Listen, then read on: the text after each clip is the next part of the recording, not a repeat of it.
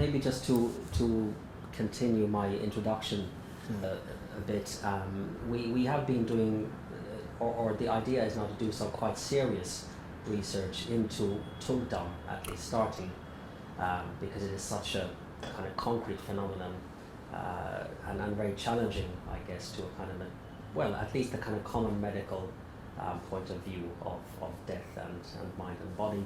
So in Kathmandu we were investigating the case of Tengari Buche, who passed away a few years ago. We got to talk to all of his close attendants, and we got the material, there's video material of this, and also we looked at some other cases. After this we're going to Himachal. Around Bira there's been a few cases in past years. So yeah, this is something we're very interested in and want to kind of seriously inquire into. I mean, perhaps even incorporating some kind of scientific approach to it if possible. So at this point this is gathering material for that. Okay, so if we start, could you maybe just briefly introduce yourself? In fact, I was born in 1968, and then I studied in Tibetan Children's Buddhist School in Dharamsala, which was initially started by His Holiness the Dalai Lama and his elder sister, Thirumalai.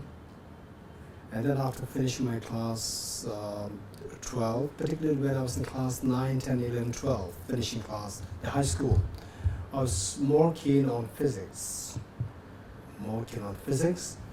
and I was, as a young boy, thinking of becoming a physicist in the future. And then, for some reasons, my mind changed very suddenly, and then I became a monk to pursue through philosophy studies. Then, after that, I did like about 13, 14 years studies in Buddhist philosophy in the Institute of Buddhist Dialectics in Dharamsala, and continued the studies in South India, Devon Monastic University. Then after finishing my final PhD degree there, doctorate degree there, then the Office of His Holiness the Dalai Lama sent me to England to improve my English. And then coming back, I was appointed as the official translator of His Holiness the Dalai Lama for some years. Then meanwhile, I was involved with many of the translation works, the written translations, as well as the oral translation and so forth. Then in end of 2009, I was appointed as the deputy director here in Tibet House. And then in 2011, March, I was appointed as the director of Tibet House. And since then, my job is more giving teachings on Buddhist philosophy, psychology, meditation, and practice to the audience.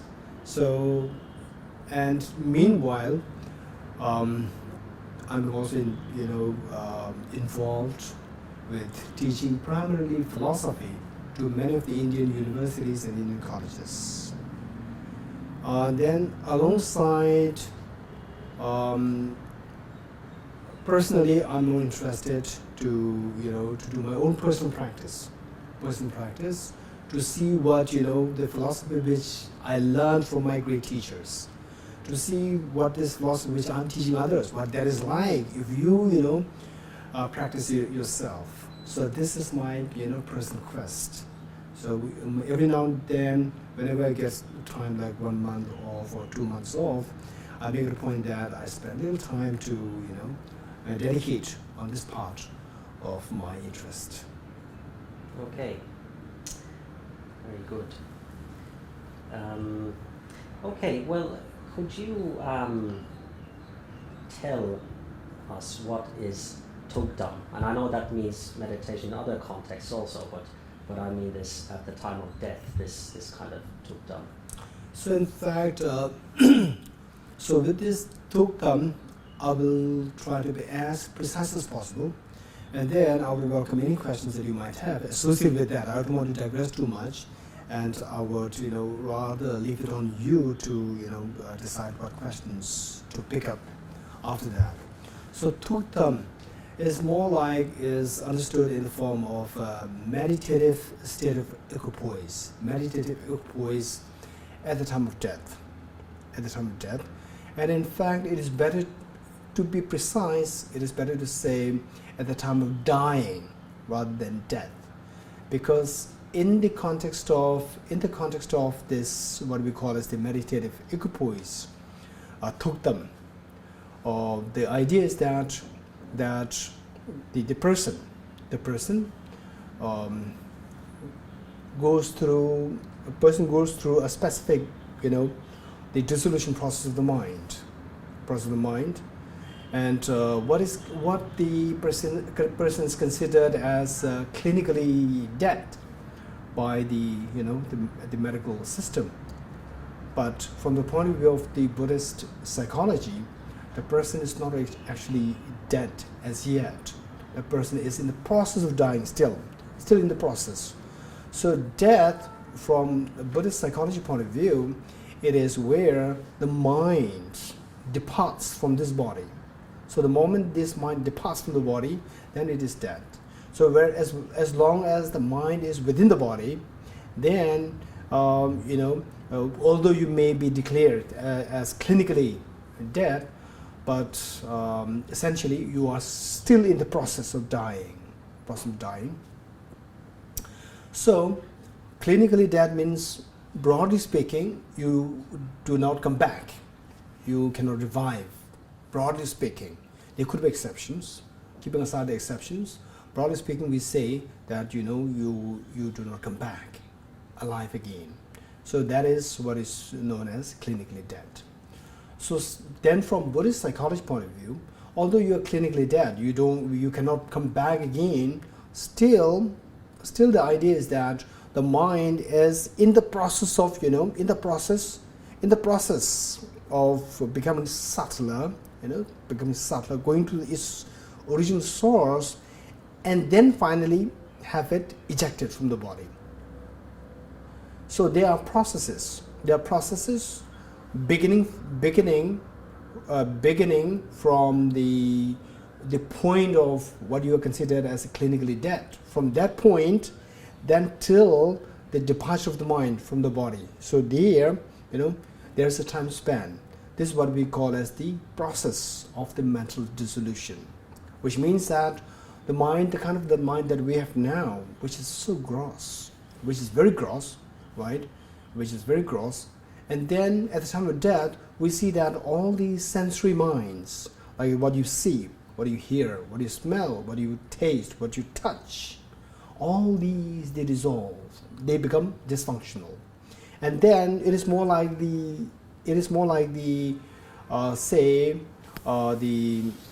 ocean. Sorry. No problem. Because it might, anytime, it might rain. Yeah.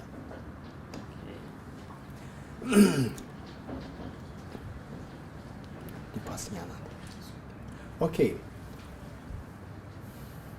So this process, beginning from what we consider as clinically dead, from that point till the mind being ejected from the body. So up to this point is what is known as the process of dissolution of the mental dissolution of dying process.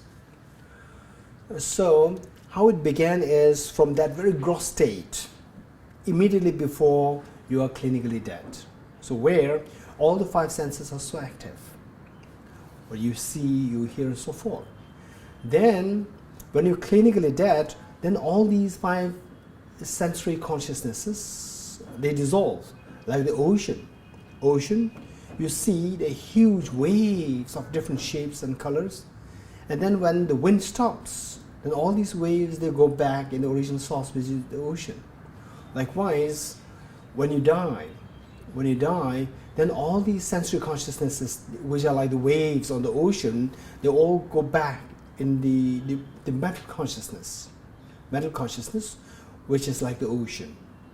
And then that becomes much subtler as compared to when you are still alive, where the five senses are so active. Then within that mind, all the five senses are gone, and then this mind, even that mind becomes subtler in the process of dying. So that dissolution, there is, there are, these several steps taking place, and of course, I'm not supposed to speak in detail about these things to public. This is little a point which requires many other criteria for one to speak about and one to listen to that. So whatever is the case, in simple terms, what is happening is that the mind becomes subtler. So even this mind, after dissolving all these sensory consciousnesses, so then finally it reaches the subtlest moment of the mind, which is known as the clear light mind. Then what happens is that for ordinary person, for someone who died with a healthy body, there the person will remain in that state. This process will take like 3 days on average. On average, it takes like 3 days. And then for those who are expert, who are adepts in this practice of the dissolution, while the person is still alive, there are specific practices. So with these practices, then you can actually extend the span of the time of this dissolution process. So what would for the ordinary people would be on average it's like 3 days, and then in your case you can stay in that experience for like say 1 week, or in some cases 10 days, in some cases 21 days. For example, there was one highly spiritually evolved the Ganden Tipa, the spiritual head of the Gelupa tradition of Tibetan Buddhism. He passed away, and he remained in that state, in that process, for about like 19 days. And then there were early cases where the meditator remained for like 21 days, like that. They were depending on the individual practitioner. So they were the thing is that with your expertise in this meditation, then you can extend the span of this practice. So then this clear-light mind, this subtle clear-light mind, when you experience that, then the moment this clear-light mind gets ejected from your body, that is death. And then if you are to take birth to the next life, then it connects to the next life instantly. So ideally speaking, there is what is known as the intermediate state. Meaning, before the moment in between, your mind, the clear-light mind, ejected from this body, till making connection to the next life, there's a in-between session, in-between period, which is known as the Pardo period or intermediate state being period. So this process, beginning from the point you are clinically declared dead, till the point of the ejected, your mind being ejected from the body. So that span of time is known as Tukdam. This is the meaning of Tukdam. This is the meditative equipoise state. So you say from the moment when you're in clear light until it's ejected? No. So actually the clear light is the last phase of that. Okay, clear light is the last phase. So in fact, to make it, to just give some kind of a clue, initially you have the sensory consciousnesses, they dissolve, they become dysfunctional. Then slowly what you experience is that you experience you have some kind of mirage-like experience coming. Then next followed by the smoke-like experience, which means the mind is becoming subtler. Still the metal, becomes subtler. Then you have the mirage-like experience, smoke-like experience. Then the butter lamp, butter lamp. Yes. The radiation of the butter lamp And then we have, it's not the butter lamp, it's more like the flickering aspect of the butter lamp.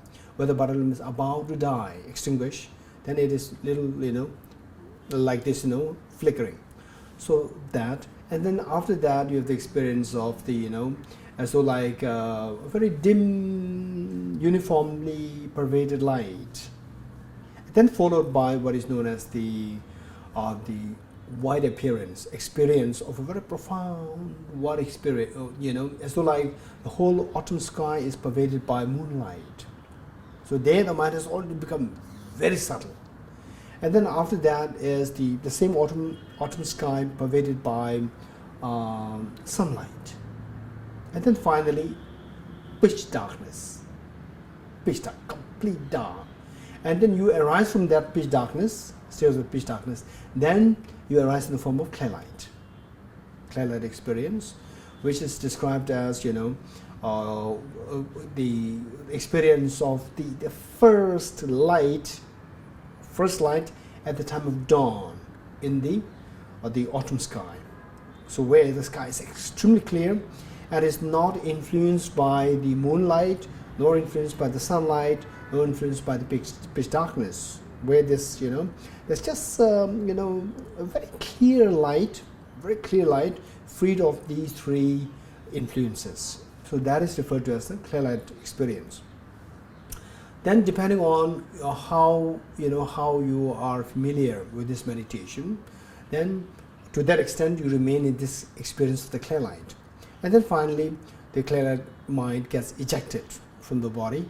So up to that point, starting from clinically dead, and then you go through this process of the mirage-like, smoke-like, flickering, butter lamp-like, then the evenly spread, the evenly spread of the some kind of light. Then followed by the white appearance, red increase, black near attainment, and then finally clear light. So there are these phases that you have to go through. So starting from that mirage-like till the clear light. So whole these total together, this process combined together is referred to as the Tukdam. And then this process is what is common to everyone, whether you're a practitioner or you're not practitioner. And then if you're not practitioner and then you have a sudden death, like an accident, so this duration could be very short. The whole process happens, but then it could be extremely short.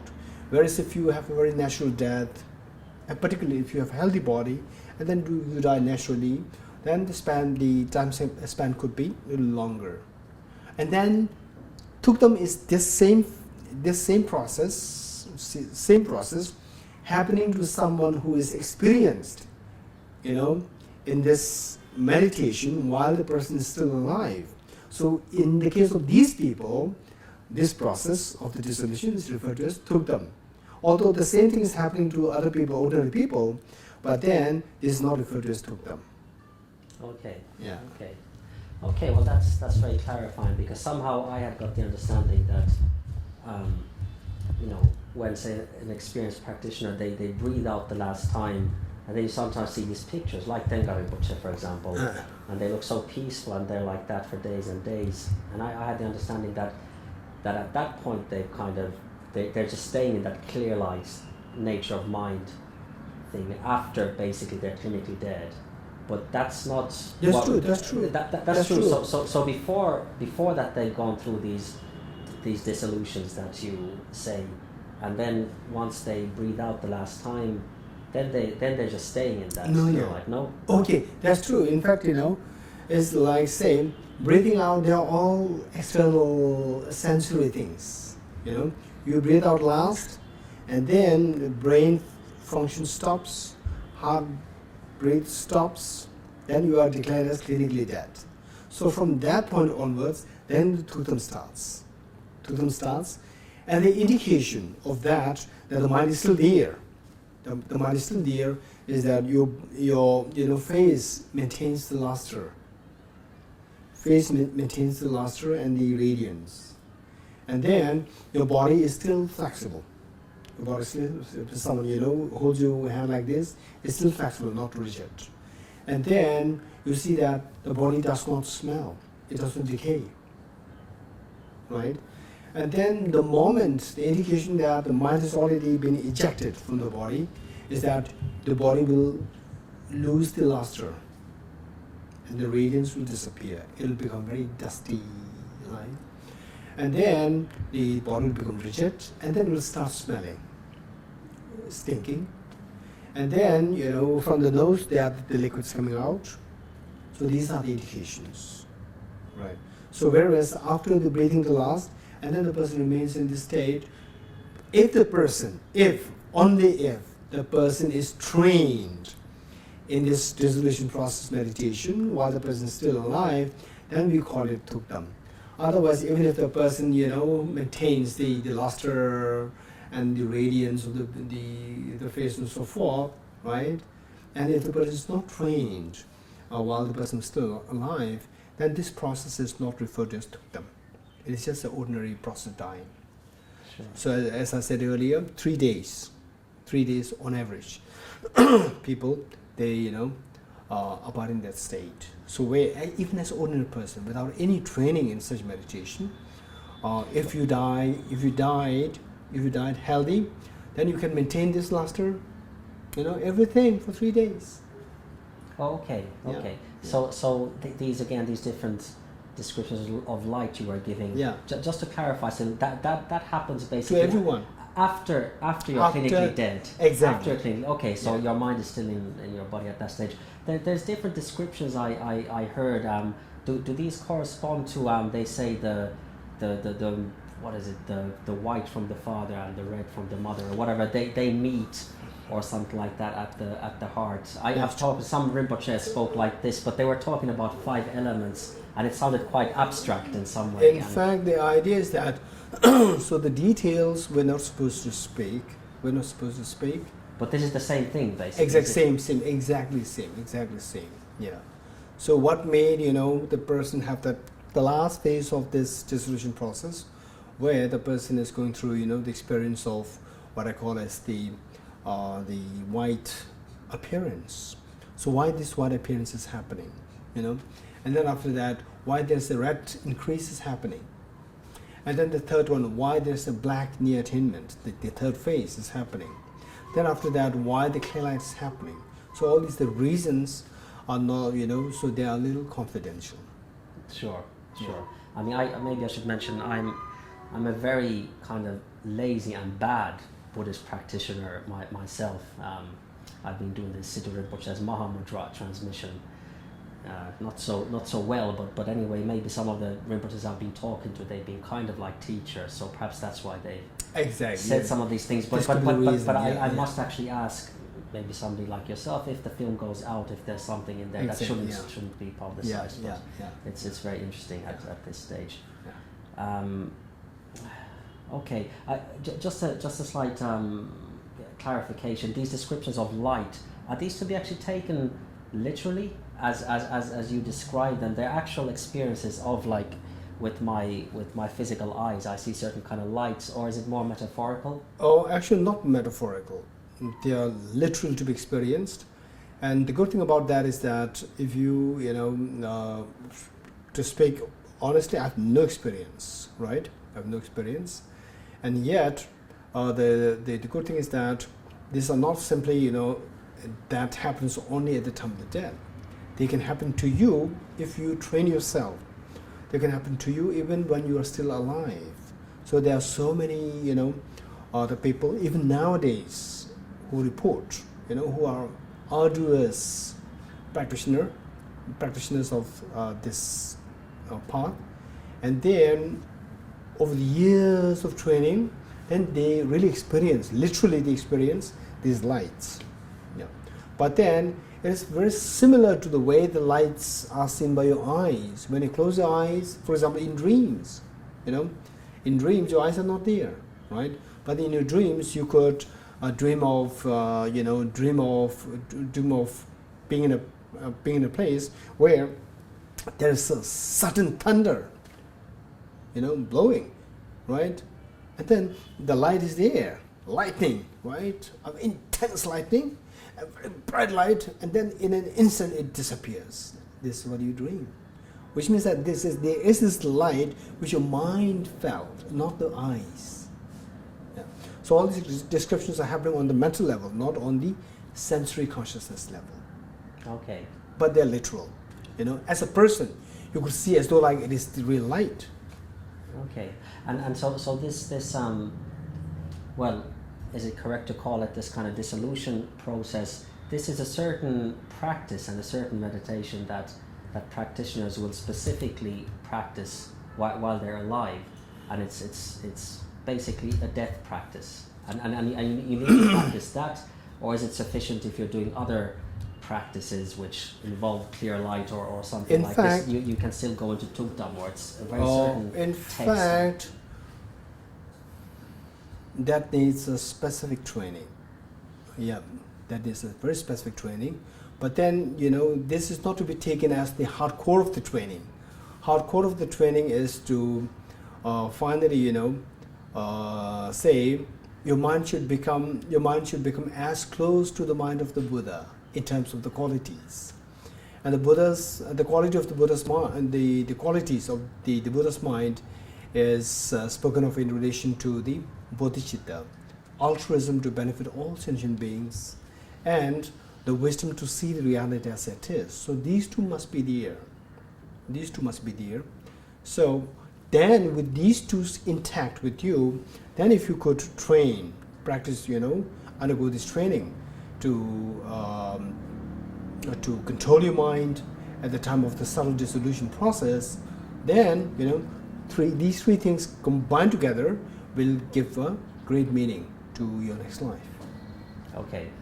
And will they even affect the quality of Tukdam, or that you can remain Of course, because finally the idea is that even if one is very trained, you can be trained so much in experience of this clear light, but then if you have no understanding of emptiness, if you have no understanding of what the objective reality is, the emptiness, then you're able to activate this subtlest of the subjective mind, which is the clear light. But then the object which this clear light mind should be, grabbing at, it becomes very ordinary. It's not the emptiness, because you don't have the experience of emptiness. So, for example, say I may be able to, get a container made of gold, but if I don't have any nectar to put in there, there was a point. So like that, with this, the Tukdam, or the subtle clear light mind, to make the most out of that, is that this from the subject side, there should be the subject and the object. The subject side, it should be the subtlest of the subject, which is the clear light mind. And on the object side, which should be the subtlest of the object, which is emptiness. And you can activate this subtle subject, but you may not have this emptiness. Then it is like a wonderful container empty of its content. Okay, right? that will lead to weaker results even. Yeah, not only weaker results, it is not really close to the Buddhahood, because this experience, I would say that this much experience activating the clear light, this is what even the Hindus can do, Hindu practitioners can do. But the only thing, the difference between the Hindu practitioners and the Buddhist practitioners is that when the clear light activated, then the subtle object, that is something unique of Buddhism. If you can't include that, if you don't have the experience of the subtle object, which is emptiness, then by no means we can differentiate that between the Buddhist Tantra and the Hindu Tantra. It's much more the same. Okay. Yeah. Okay. Well, how do we know all of this? Now looking from a kind of skeptical point of view. Yeah. You describe a very detailed, interesting process, but I mean, where did this knowledge come from, and how do we know it's reliable knowledge? Exactly. Yeah. And maybe answering to a skeptical non-Buddhist who doesn't have this kind of tradition. In fact, you're right. In fact, I started as a very skeptical person. As I said earlier, since my childhood, I was thinking of becoming a physicist. And at one point, when I was just like 17 years old, 17 or 18 years old, when I was still in school, not monk then. And there, for the first time, I learned from the study of physics how to ask all these questions: how, why, what, all these questions. Then from there, I started applying this method or the technique of asking questions to Buddhism. And then those days, I was surrounded by people, most of whom did not have good knowledge of Buddhism. And then I thought, so it seems like Buddhism does not have all these questions, all these answers. So then, but then I could be wrong. If this were the case, then why not I think of creating a new Buddhism, scientific Buddhism. This was some very a thought came to this very naive boy, right? Then over time, after joining the Buddhist philosophy, studying Buddhist philosophy very formally, then I was so amazed at how rational this system is, Buddhist philosophy. So where I was brought up with the background in physics, chemistry, and biology, and particularly my interest was in physics and mathematics. Everything was so to the best of their ability, the system's ability to make things very crystal clear. Entirely physical process. So a big question is can this be used as any kind of proof that mind is more than the body and the brain? That's maybe another question. That's a good question. In fact, I would say that being a very skeptic person myself, being very skeptic, I'm very fortunate that I'm skeptic. I'm very fortunate. So because of which, it allowed me to go deeper into what the nuances, into many of the nuances of the Buddhist psychology. It allowed me to go through that because had it been the case that I'm overly taken by the piety, then I wouldn't have got that opportunity to go into to explore in the subtle nuances of the Buddhist psychology. Yeah. So I would say that Tukdam, as of now, the neuroscience, it has developed so much, but still is not in the consummate state. It's not in the ultimate state. Still, there are many more to discover because the equipments that we have, it is limited still now. So we are confined, our research, our discovery of what is happening in the brain is confined to the limitations of the equipments that we have. And I'm very sure that over the years, equipments will keep on developing. So then to that extent, we'll find more of how the brain is working, right? Okay, now, for the time being, keeping aside, of course I like to deal with, some of my thoughts on how the mind is different from the brain, There are some of my thoughts there, so I'll keep them aside for the time being. So say what the Buddhist psychology, and particularly the subtle Buddhist psychology speaks of, and what what is happening on the physiology and the physiology of the physical, but the person's body and the person's brain. If you link the two, right? Link the two, of course, which will eventually take us back to the original question. How do we know that there's a mind which is distinct from the brain? This is something which we cannot escape. We have to deal with that. This is extremely important, right? So it will come to that point.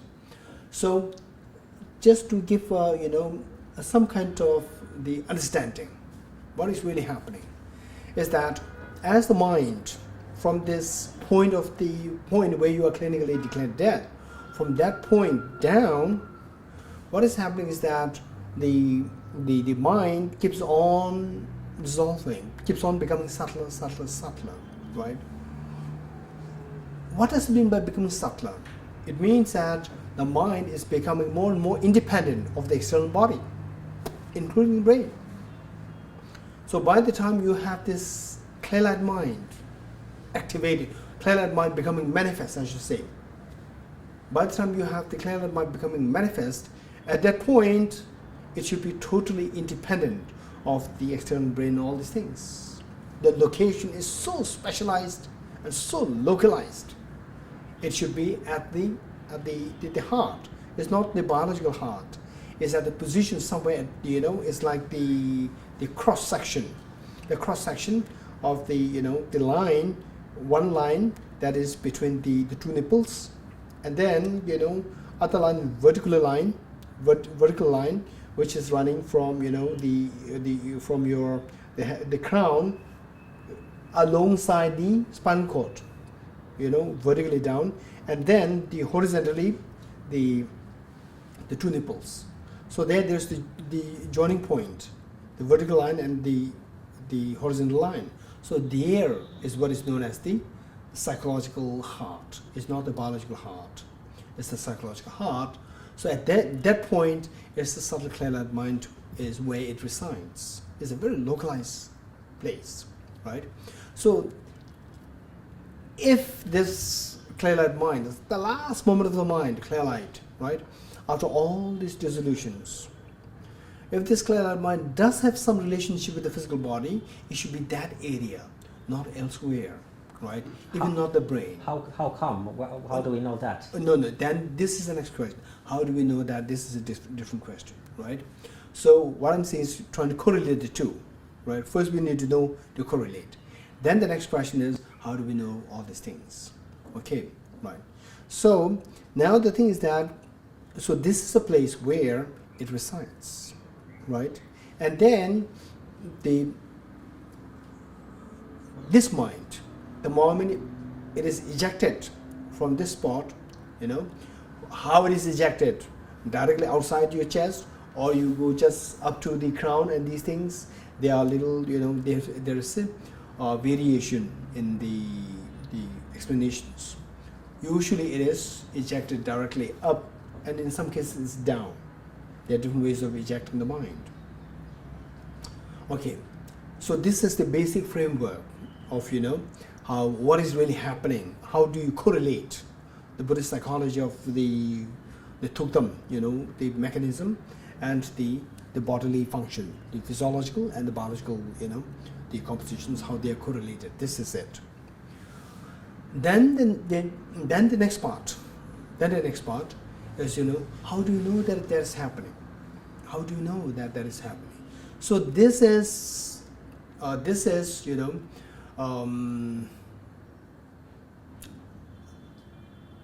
okay, there could be personal experiences, right? And in my case, I have no personal experience in relation to my practice. I do practice these things, but I have no experience of these things happening. One.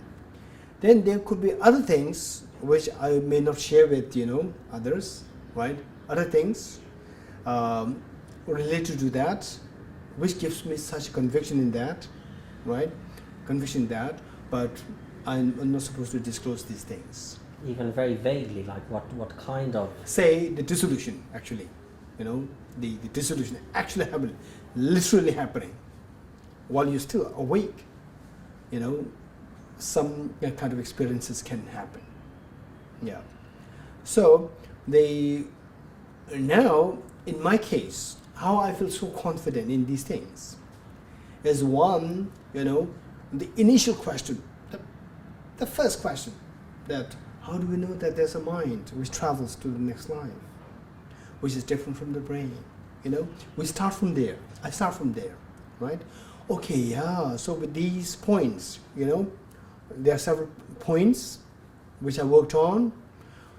These give me a very strong conviction that there is a mind which is distinct from the brain. The brain dies, but the mind continues. So this you can ask me later, what is that? What points are there? Then with this conviction, then over the years, like last 26 years, And even before that, before I became a monk, right? Even before that, there were some experiences which I, as a very young boy, took it, very lightly. And then later on, studying the Buddhist psychology more in depth, then I come to see the significance, of these experiences which I had as a young boy, right? Okay. Now from there, then after learning all these complexities and sophistications, intricacies of the psychology, how the mind works at the time of death and so forth, then, right, we see that there are so many living practitioners, and it was not just, today, it was since the time of the Buddha. And then, in fact, these practitioners, in their writings, there could be, some practitioners who are as skeptic as what I am, right? With such a skeptic and highly learned, and actually attempted these to see whether it is happening over the years. And if it is not happening, at least among thousands of such people, maybe there should be one or two who has written that I practiced this for these number of years, and it is not true. But such a thing never happened until this point, right? Until this point. And then on top of not, never happening such a, case there, on top of that, there are people, there's so many cases of reporting. Yes, this is happening in this particular trend, this experience is happening. But then at that point, there's slight, of vagueness there. And then over the years of practice, it's becoming more and more refined, like that, personal experiences being shared. You read them, you will, with all your, the requirements intact with you, like having studied the Buddhist psychology, all these things, then you read these different personal reports of the meditators, right? Then you could see that, it makes you so alive what they're talking about, right? And then with all these things, then in my case, as I said earlier, it's not that I have, I this practice and I'm very successful in this happening. No, nothing of that. In my case, there are some other cases, of these things happening quite naturally, not with my practice. There are some cases. And then, as said in the text, that happens, right? And then when I relate my personal experience, not experience because of the meditation, because of, some natural processes, that combining with the narratives of these, so many of the saints, and then the Buddhist psychology all combined together gave me a very deep conviction that this is true. Yeah, this is, how, in my case, how I gained the conviction in this system. Okay. Well, what about then in terms of, is there, so you say the way to gain conviction is to go that route. You have to really in-depth study the Buddhist psychology and the different experiences of masters and so forth.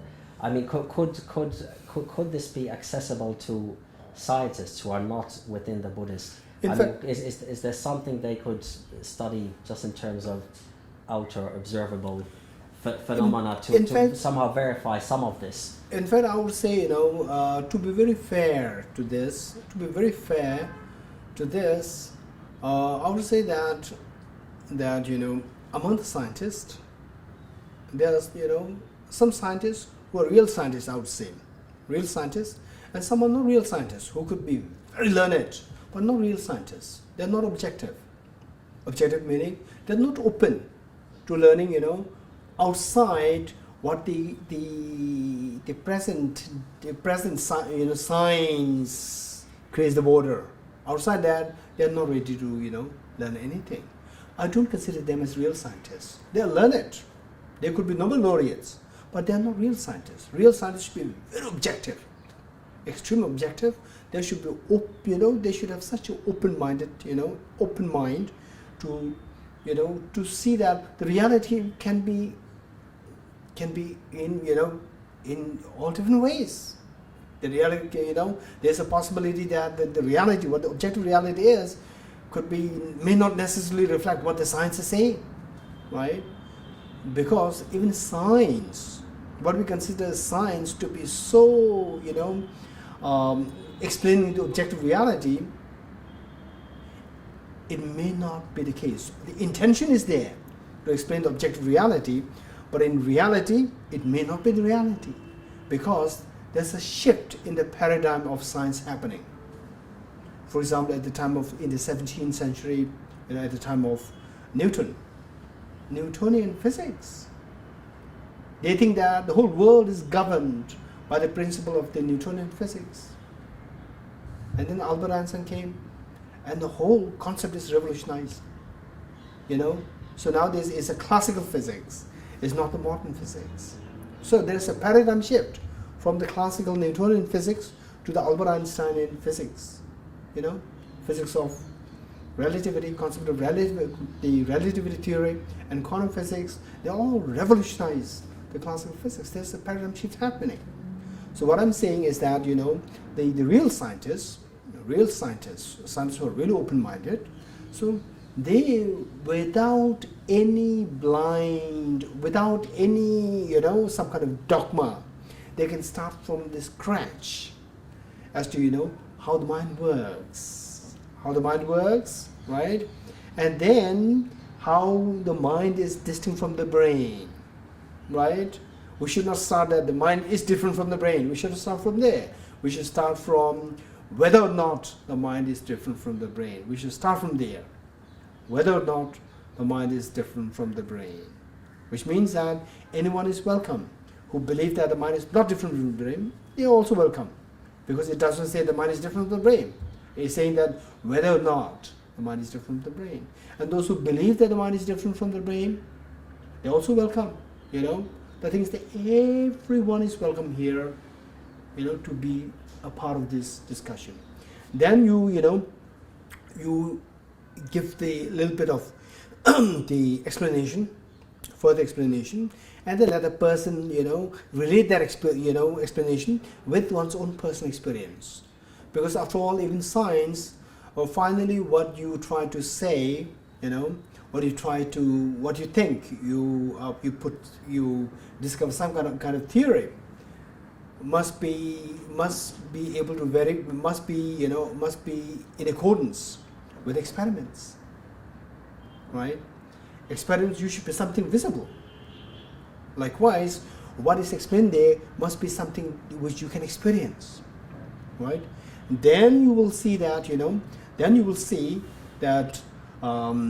then the next phase, then these things which we as ordinary person may not be able to experience at the moment, but then through a little bit of experiments here and there with your own attempts, then you see that you can experience something different from what you think how the mind works earlier, right? So this is very much possible even in the case of the scientist. So the only thing is that the scientists, they should be a little open-minded, and then imagine. As I said, I began by saying that we should be fair enough. The thing is that quantum physics, how long does it take for one to understand what quantum physics is? It's not that you go to the Anton Zeilinger, who is one of the giants of the quantum physics. You go to him, please give me a lecture so that I understand quantum physics today. It's impossible, So you have to go through, at least finish the class 10, 12, high school, then you go to college, university, and then you may be able to understand the quantum physics to the level that Niels Bohr understood it. Otherwise, we can't expect, if you think that, you want to understand what quantum physics is, the way the Niels Bohr understood it, right, just within like 1 or 2 lectures, it is not fair. So likewise, to understand what this mind is, the dissolution process, all these things, the scientist, whoever the person is, should should invest some time to reach the understanding to reach that level of the understanding as the practitioner adepts. Okay. They should spend some time, yeah. And then of course, rationally. So before we, prove that with the experiments, right, in terms of science, we create some theory, right? Some theory or hypothesis, and then you see whether it really reflects with the reality. It really tallies with reality. Likewise, first we can, rationally we can understand how the mind works, how the mind is different from the brain, rationally, right? After you know that rationally, knowing that the mind is different from the brain, right? And then your job is to, just as you tally that with the experiment, you have to tally with that your experience. Okay. Yeah. But isn't there some, maybe, what do we call them, outer signs? If we take Tukdam, for example, which relate with, we'll call it theory then, the Buddhist theory, because that kind of struck me actually as something that was in some way convincing, that we have this kind of explanation. And for example, you mentioned that kind of mind at the heart center. So they say some Tukdam practitioners, they have warmth around the heart. Is that, maybe that's related with that? So I thought this was very fascinating, that there's an ancient tradition which I guess has kind of texts on this, which maybe enumerates signs that this is actually what is happening. And then even in the present day, we see those signs. So a person, exactly, the things that you I mean, that's almost like theory and kind of, well, if this theory is correct, there should be certain empirical observables, exactly, and then you actually get those. I mean, that surely should be something, even for scientists. Or am I correct about these kind of signs being yes, included true. in the theory? Yes.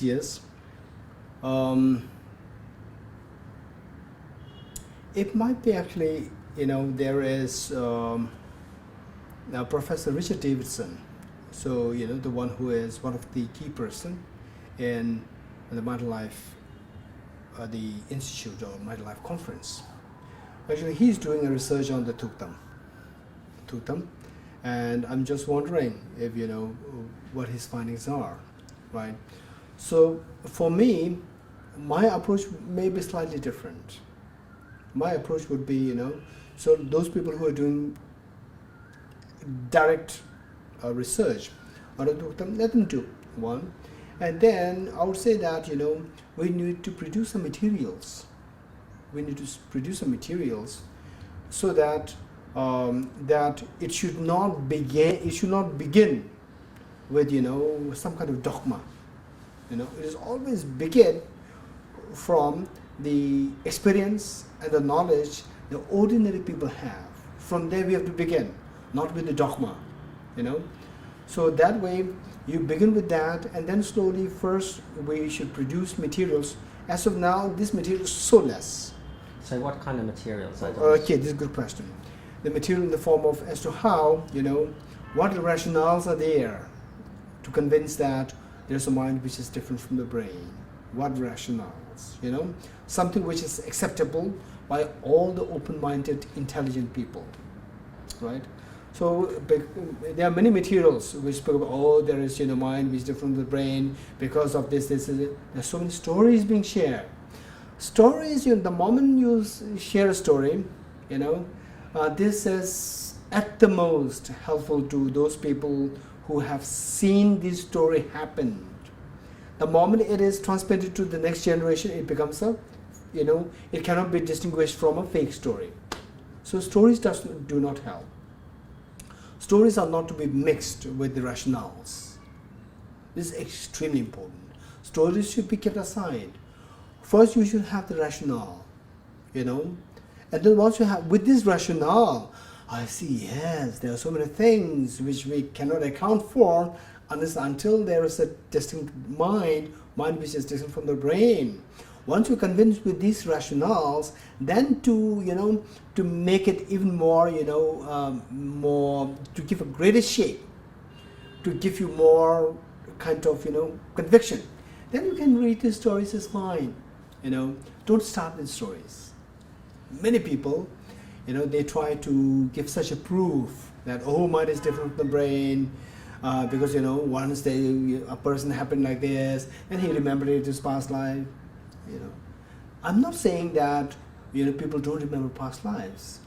I believe in that, But don't start from there, you know, because the moment you say a story, you know, it could be a very true story, but then the moment it gets to the second generation, third generation, it is no more true story, because you cannot distinguish from the real story from the fake story.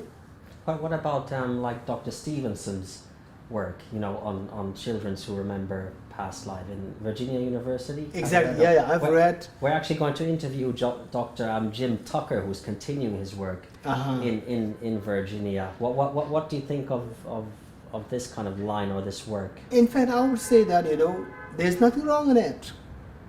There's nothing wrong in it. So, for example, someone doing it direct, you know, without any knowledge of how the mind is different from the brain, and still doing direct research on Tukdam, there's nothing wrong in it. You know, people can continue with this kind of research because material is coming up from there. But the material should be totally unbiased, totally objective, and it should not be mixed with, you know, some kind of where you try to track to the authenticity of that, or the authority of that, and then it disappears into some kind of, you know, hazy things. That should not happen, you know. That can happen. For example, what is his name? Dr. Ian Stevenson. He passed away already. Stevenson, yeah. A psychiatrist. In fact, if I were to introduce the concept of the relationship between the brain and the mind, I will not begin with Dr. Stevenson's, you know, the research work. I will not begin with that. His work is very precious, extremely precious, you know, and this is amazing. He has left such a legacy. It's amazing, but we should not start from there. From my point of view, I will not start from there. You know, I'll not start from there, because, you know, then he's no more there. One, right? Then you cannot ask questions to him. Well, his work is being continued. No, what I'm Dr. saying. Tucker. Exactly. Yeah. And with new research, actually. Exactly. Yeah. So this can pursue through. This is amazing. This work must continue. But, you know, the way and the manner in which you introduce these concepts to someone else, for example, the scientists, you know, the heart saved, you know,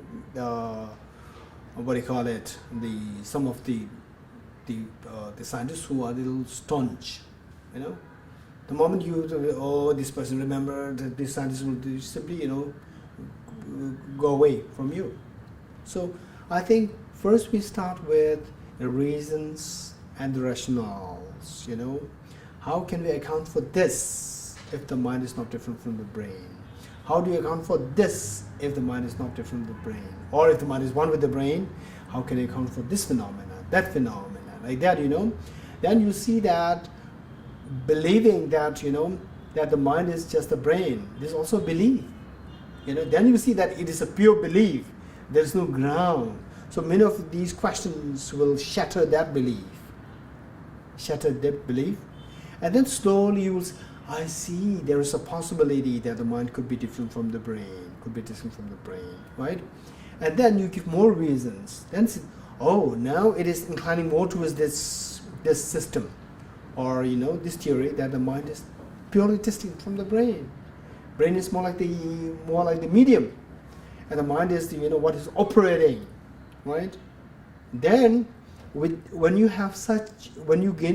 go to such an extent of the understanding, then I think the Dr. Stevenson's research, you know, the experiences or the research, they would make a huge difference at that point. That's a very good point, because I think in their work they have all kinds of speculations. Exactly. Well, what could this kind of mind be? What's going on, and where does it go? And, you know, but then they have all of this quite impressive data about past memory lives and so forth. So that would be very helpful.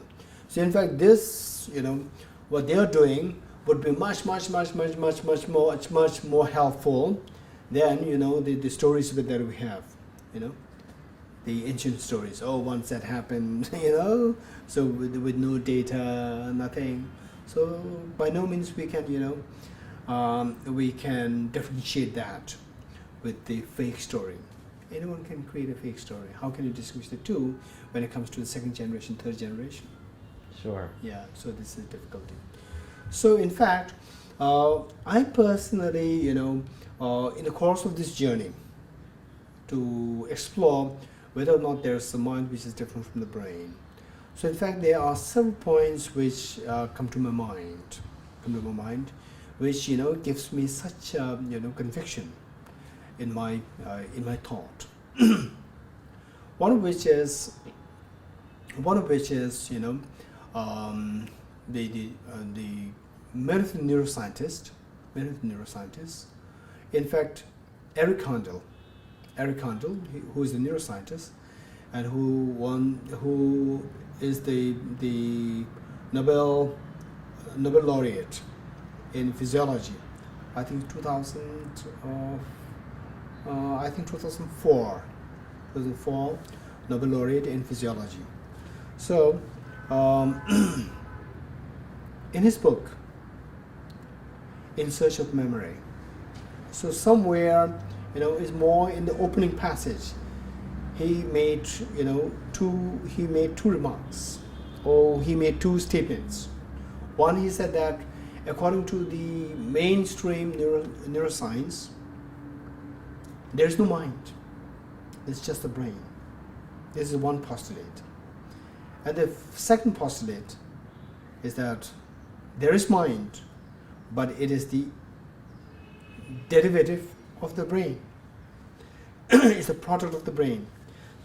When the brain dies, the mind disappears, right? Which means that essentially, right, when the brain dies, in the first case, they don't even accept what mind is, right? There's no mind, it's just the brain. This is the first postulate. And the second postulate is that there is mind, but it is the derivative of the brain. When the brain dies, the mind disappears, right? Which means that when the brain dies, the mind does not continue to the next life. This is the, this is the mainstream, this is the belief of the mainstream neuroscience at the moment. So, then actually I was trying to, I was reading his book very seriously, In Search of Memory, so well written. And then I was trying to look for, as to whether they have given any attempts, to back these two hypotheses. Nothing is found, right, in this book.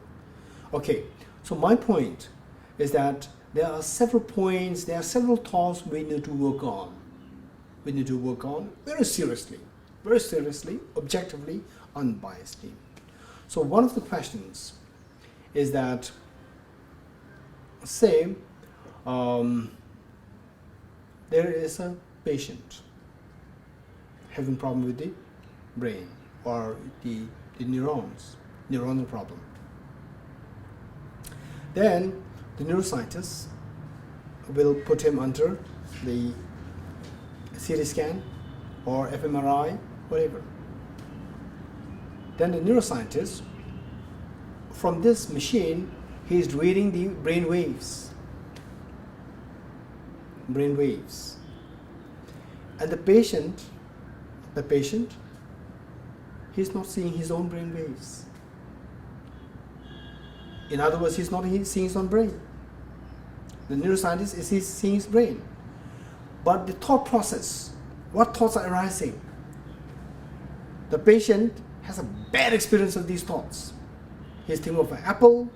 Oh, after this test, I'll go to have a green apple or a golden apple, right? These thoughts are there.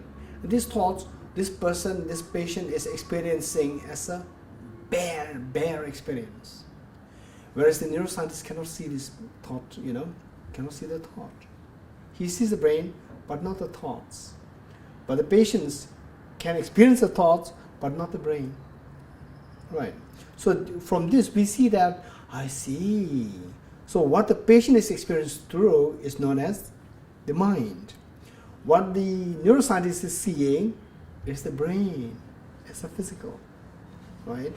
is the physical. So this is how we first segregate the physicality, the physical brain, and the non-physical mind. This is how we segregate it in a very rational way, in a very rational way, which you ask the patient, what are you thinking? I think of apple, right?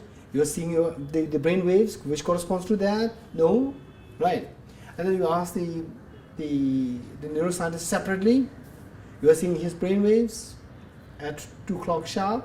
Yes. You know that he's thinking about apple? I don't know. Right. So this is first step.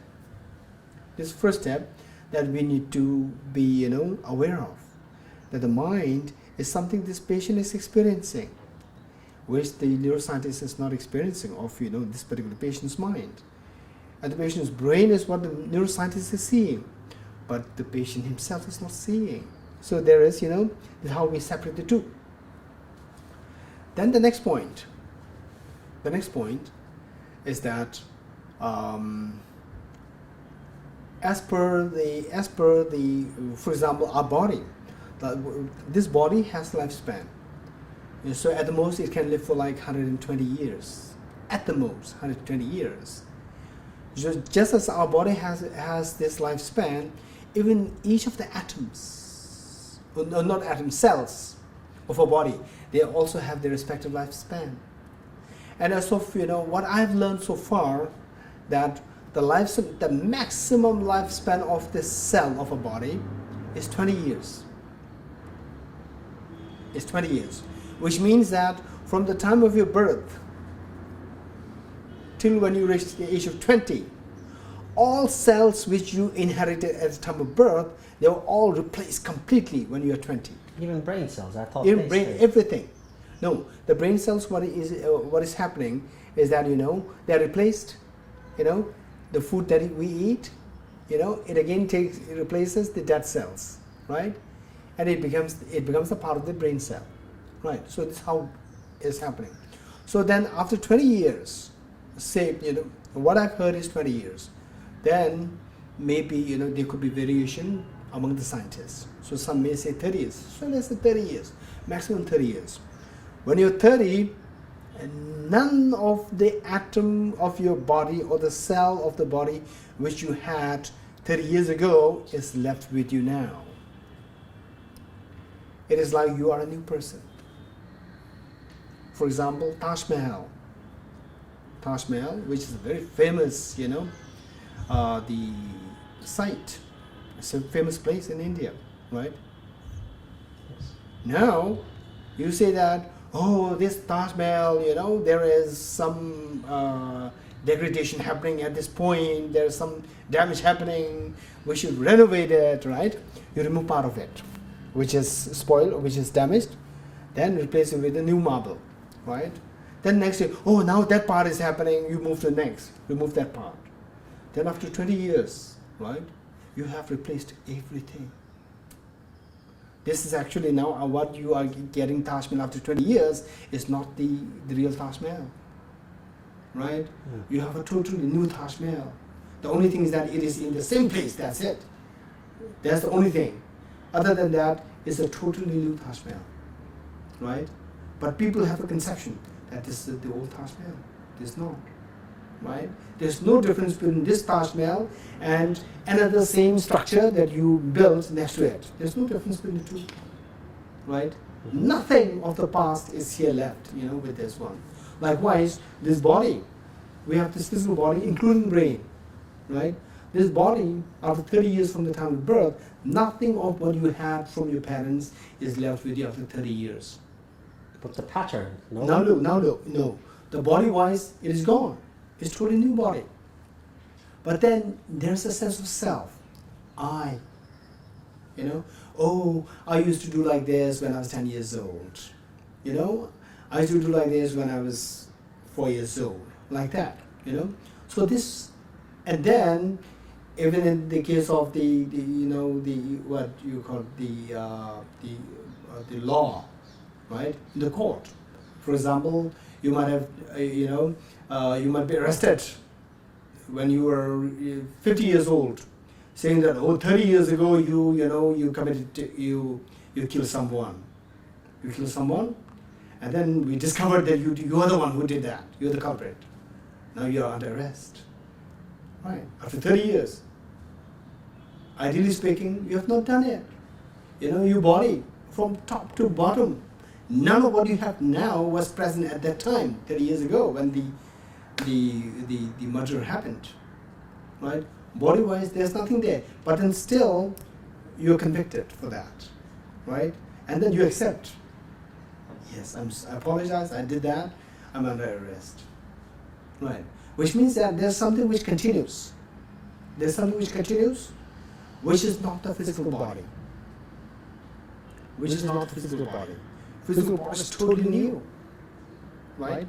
Still, there's something which continues. But what about again, just an objection, the patterns, brain scientists would say that we are the kind of networks of the cells, so these kind of very complex patterns, or the same way I am reminiscent of myself 20 years ago. There's a similar, we could say, relationship of all of the parts, even if the actual constituent parts themselves are not the same, but the relationship of even if they are renewed, they stay somehow similar also in the brain, which give this sense of continuity. Okay, so first let's put it like this, right? So say the body has changed completely, the body is no more there, right? But then the sense of self, right? Yes, I did that. On all these things, it is there, right? Right? And then if this is the case, then according to the court cannot arrest you, simply because there's some similarities. And there's similarities with other people as well.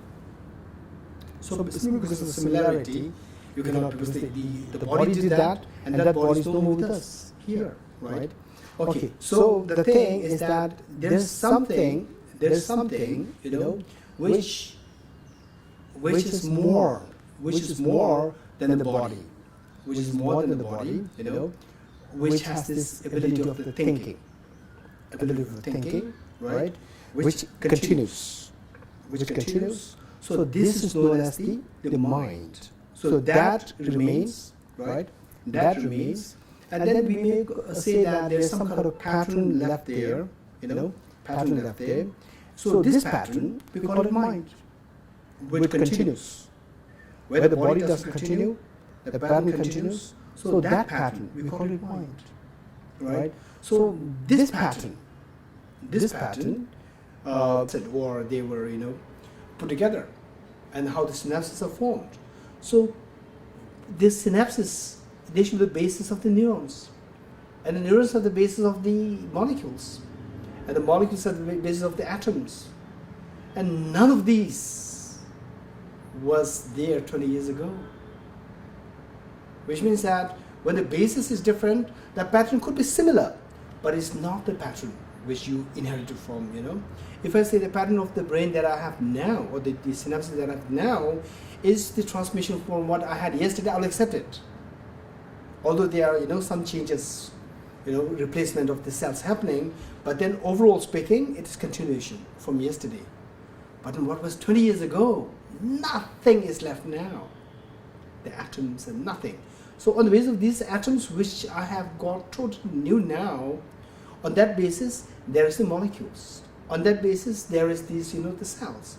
On this basis, the neurons, and then the synapses, and then the patterns, right? So if you think that this pattern is what we inherit from the past, 20 years ago, this is a total illusion. Whereas if this pattern, if you say that this is from what you inherit from yesterday, I would agree with that, right? This is a subtle nuance that we need to keep in mind, one. Then number two. Okay.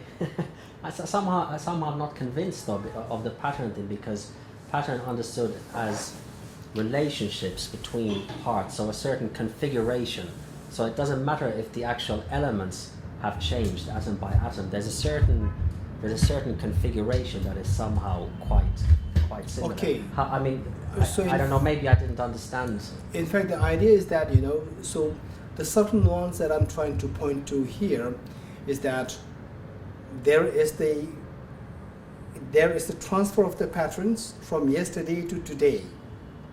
There is no transfer of the patterns, similarities, there is Siamese twins, they are similar, but there's no, there's nothing in common between the two, common in a strict sense, they are similar in terms of nose shape, these things, they're similar, but then what is there with this nose is very different from what is there in the nose of the second person, there's nothing in real sense from the substance, there's no commonality. But then the pattern of today and the pattern of yesterday of my brain, there's not only similarity, there's a transfer. What was yesterday, substance-wise, there's a transfer happening, right? But then the substance-wise, what was 20 years ago is not transferred today. It's totally lost, it's gone. It's totally new here, right? So,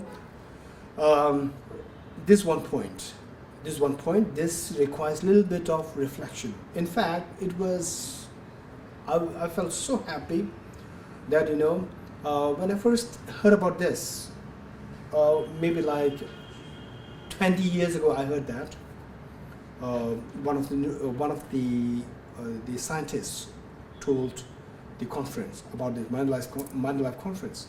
Then it didn't strike my mind until quite like 1 or 2 years ago. Then that came to mind suddenly, and wow, this is amazing, this is very helpful, this one point. Then the next point is that the patterns is what, now these are the complexities that we need to, think of from all different angles. It'll take a little time.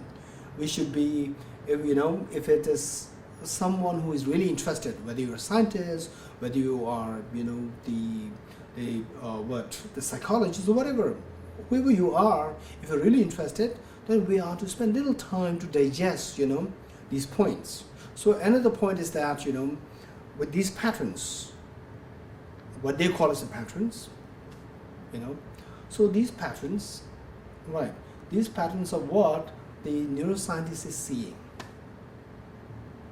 These patterns are not what the patient under the, subjected to this fMRI scan, this person cannot see.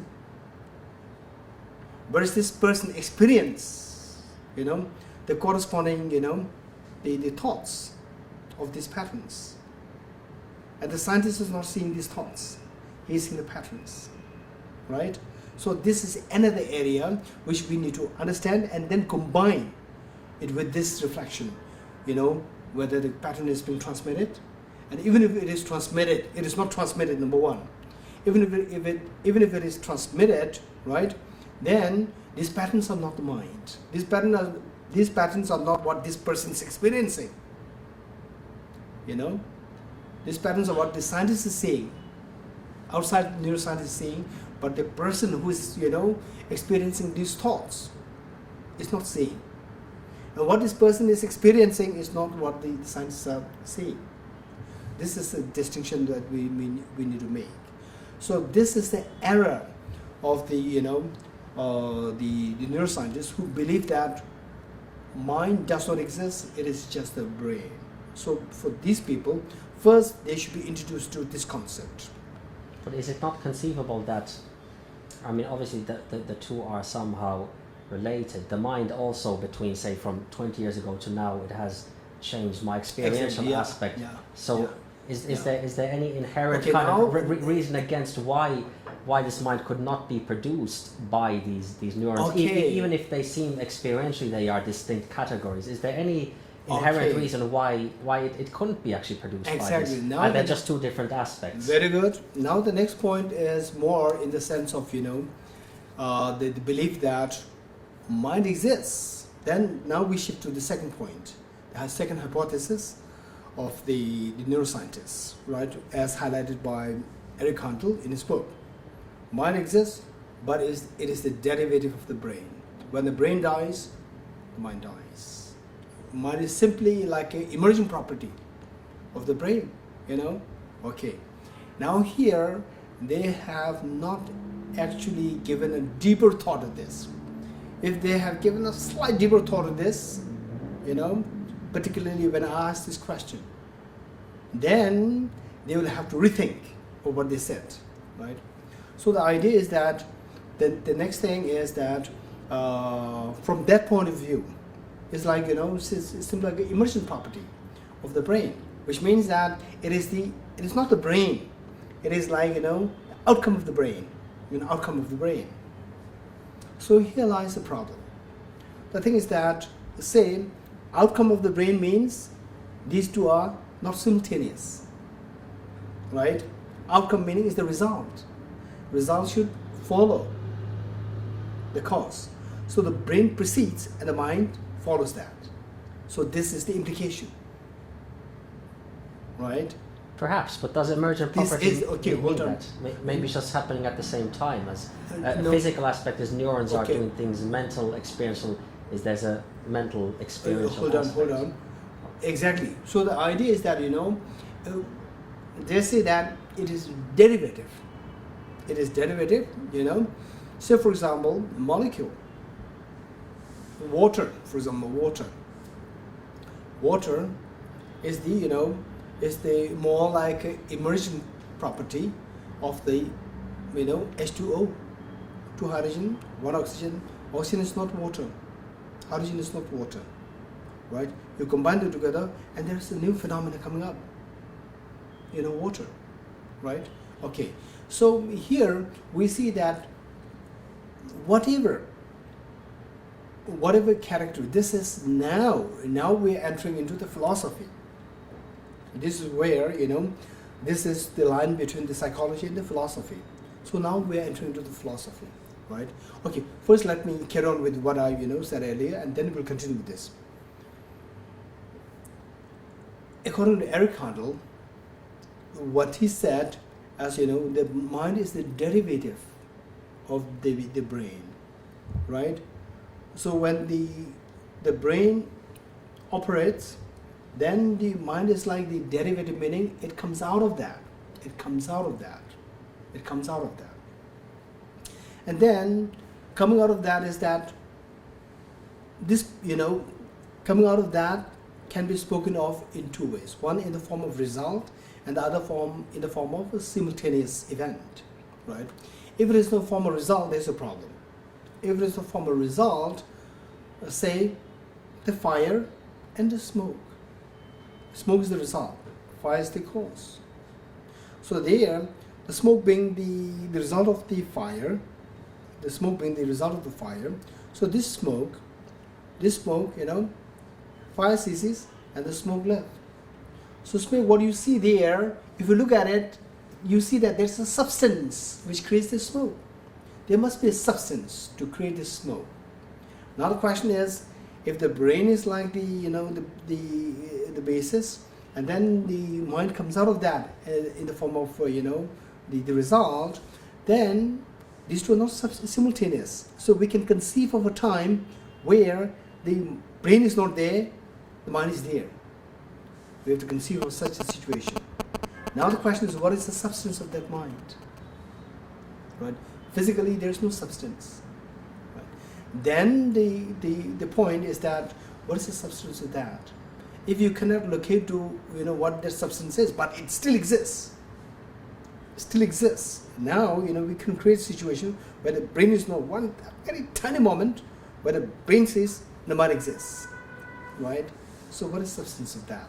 So that which is independent of the brain now at that point, this is known as mind. This is distinct from the brain. This is one way, right? Now the next point. Emergent property in the form of the simultaneous event. If this is the understanding, then we go into the philosophy now. So that is where the philosophy gets in, right? So when we say in the philosophical terms, say for example, if we speak about the table, you speak about the table, right? So this table, it has parts, the top plank and the support which lifts the top plank up.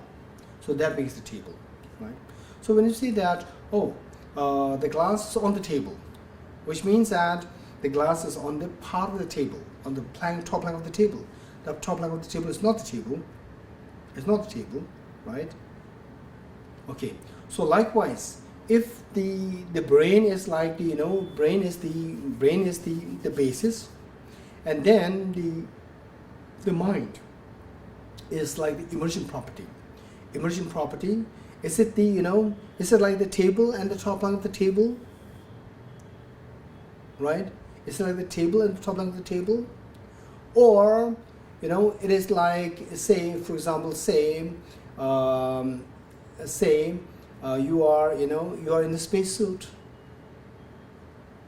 You are in a spacesuit, say, for example, the world #1 gymnast, right? In a heavy spacesuit, the person cannot perform his skills, gymnastic skill, right? So there, the person is this person, and the spacesuit, these two are different, right? But then the person, of course, cannot perform the skill because it's been obstructed by the heavy spacesuit, right? So likewise, the mind is that in that form, where the brain is there, and the mind simply comes out of that in a simultaneous way, right? If that is the case, why not the brain itself? If it is not, then it is a little away from the brain, simultaneous. Then again the question arises, if it comes out of that, there must be a substance to hold it. What is that substance? If the substance is the brain itself, then it's not out, it's the brain itself. So again, so that requires a little bit of understanding of the philosophy, right? Philosophy mixed with logic, right? So there we see that, in that, if these are the questions usually neuroscientists, they don't deal with, because they are not philosophers, But it would be good if the neuroscientists, they take interest in philosophy, because, usually neuroscientists, they are bright. They can take interest. If they are open-minded, they can learn all these things, right?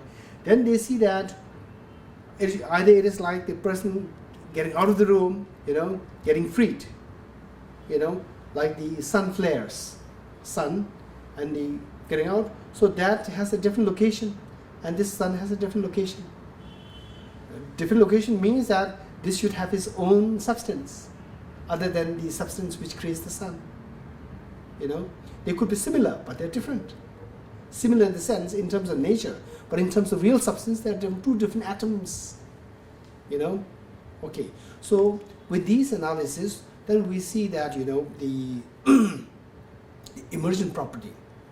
The fact that you say that it's an emergent property, you already preclude, or you already take for granted. I would say, you already take for granted that it has you have to account for the substance of that object. So this substance of the object, then think of it in terms of the fire and the smoke. Smoke, coming out with a different location. The fire is here, the smoke comes out of that, right? It's not one with the fire. If it's one with the fire, it's not smoke. It comes out of the smoke, the fire, then it takes a different location. The moment you take a different location, it should have a separate substance. What is that substance? Right? So then, not in terms of time, in terms of space, you can think of a mind which is independent of the brain, in terms of space. Right? So these require a little bit of philosophical thinking. So in that sense, then we see that somehow we cannot speak of the mind to be the emergent property of the brain. One. Then another thing is about this is a very serious question. In fact, I like to discuss more with the neuroscientists who are very bright neuroscientists, not just who is able to do the research. No, bright neuroscientists who not only do the research, plus they're able to account for all these, what they are witnessing through the research, were able to explain something out of that. So what I like to meet with them is that, say I'm sitting here, and then there's a glass sitting there, right? And then if you push the glass, glass will fall and it will not go back. Whereas if somebody pushes me from this chair, I may fall, but I'll come back, right? In terms of the physical material thing, or let's say computer, I throw the computer from the table, it will fall and it will not go back.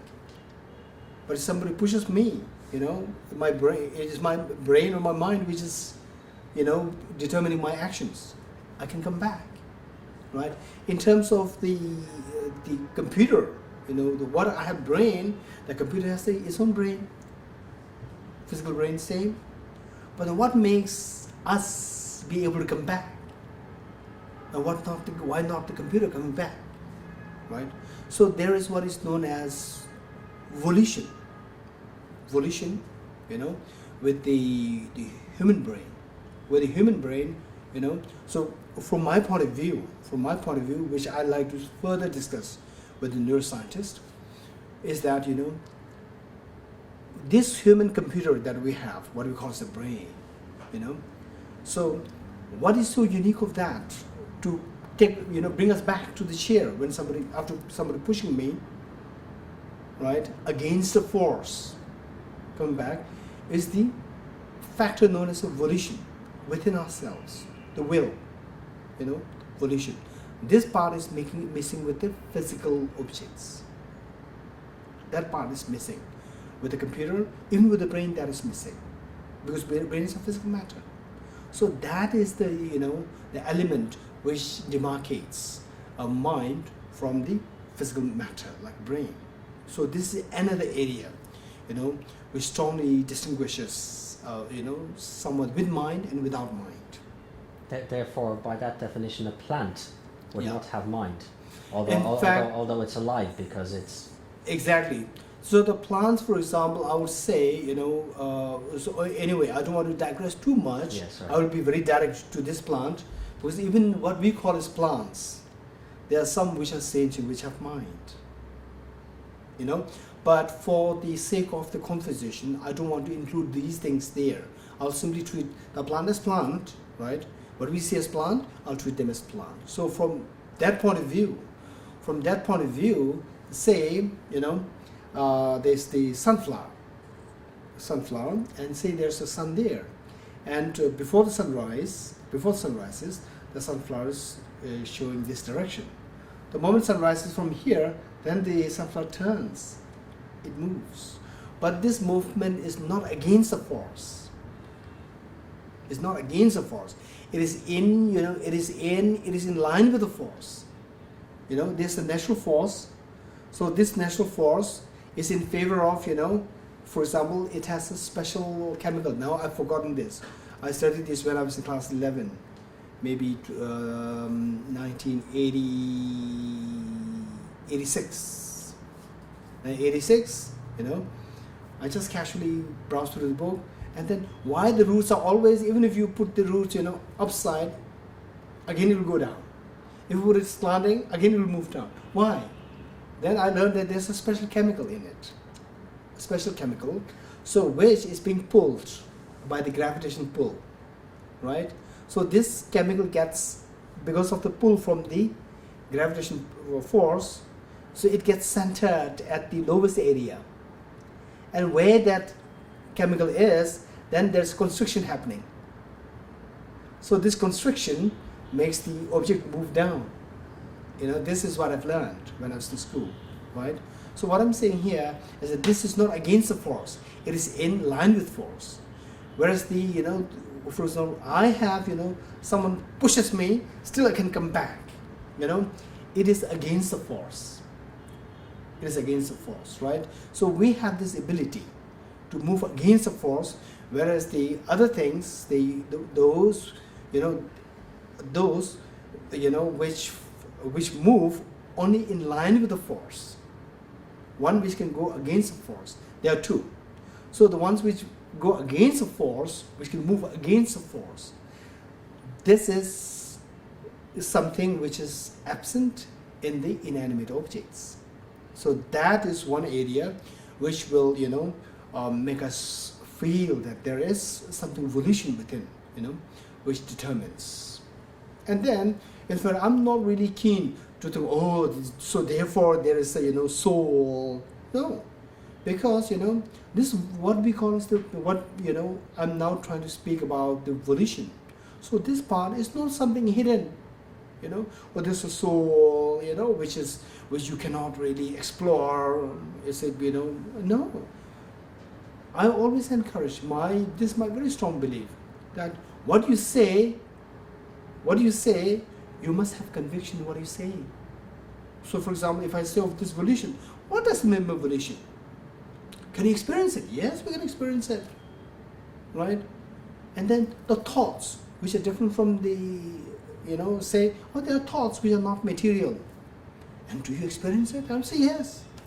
What, you experience it, I experience it, yes, So I ask you to think of apple, and instead you think of pomegranate, right?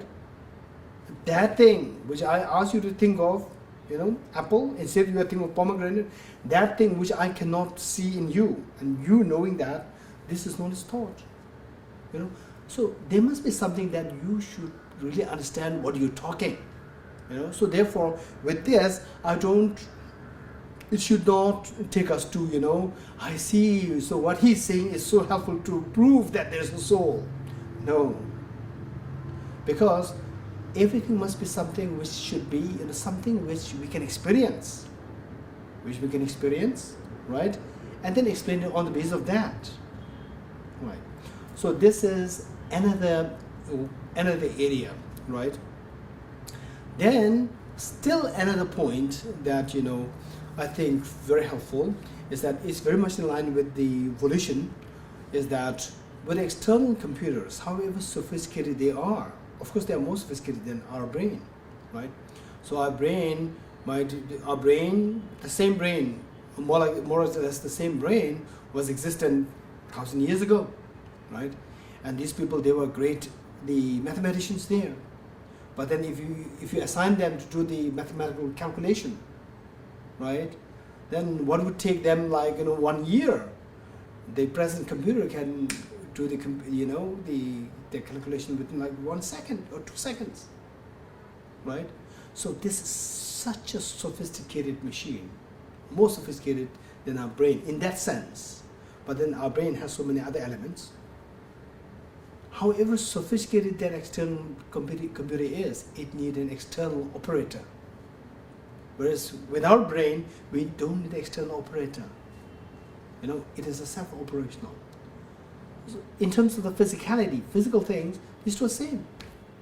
What makes us operate, what makes us self-operational? What makes them, depend on external operation or external operator, right? So this, from my point of view, I still want to explore deeper, explore more and discuss with the neuroscientists. And actually I'm waiting. I wish I could live for another 100 years. So the neuroscience, will really develop to the extent that they can explain, as subtle the nuances of the workings of the brain as possible. Then my discussion would be more meaningful, right? So what I'm thinking is that from my point of view, by no means I see much difference between how our brain works and how the external computers work, right? And then the external computer, they need external operator. Our brain doesn't need an external operator. We already have a mind as operator. For the external computer, it doesn't have the mind. So therefore, we need external operator. So this is one difference which I see, which I speculate. I don't say that this is the one, because I need to learn what is the standard, very acceptable version of the neuroscientist version of why our brain does not need external operator. This is another thing of exploration. Yeah. Okay, what else? Okay. What about, we spoke to Matthew Rickard actually in Kathmandu about kind of arguments for mind-brain separation. And he thought cases that should be looked at are cases where people are, for example, they're in an emergency room or they're in operation, and it's been observed that they have no brain functioning whatsoever, their heart has stopped, yet they recount conscious experience, memories that they couldn't get in other ways. This was one argument that he had, and the other one was actually kind of mind reading that you maybe experience sometimes with gurus and so forth. Where people can know. What do you think, especially the first point, which seems that could maybe be somehow scientifically explored, if such cases it could be established that there really was no physical functioning going on. Do you think this is a fruitful path to pursue at this point? In fact, my approach is very different. Even if I were there, right in front of the ICU, or the operation theater, and then the person is collapsed, right? And then the brain, the heart, not functioning, right? And then after say 6 hours, the person recovers, and then explains everything, who was doing and what kind of experience, he was upstairs, they were all these accounts on the roof looking down, and the doctor was doing this, said this, all these things, and everything telling. Even if I were there,